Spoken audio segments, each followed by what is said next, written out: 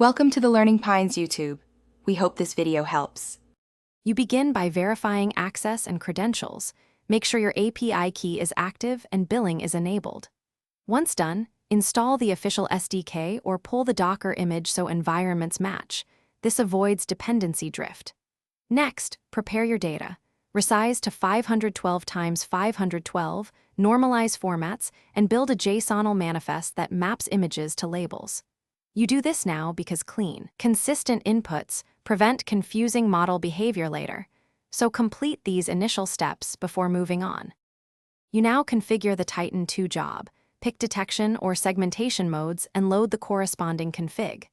Then tune hyperparameters, set learning rate to 1E4, batch size 16, and epochs to 20. Enable mixed precision to speed training without losing stability. Start the run and stream logs so you can spot divergence early. While training proceeds, validate on a 10% split, checkpoint each epoch, and adjust augmentations or learning rate if validation loss stalls, because iterative tweaks yield reliable accuracy. You finish by evaluating final metrics, calculate MAP or EOU for detection tasks, and run inference on holdout and edge case images to confirm generalization.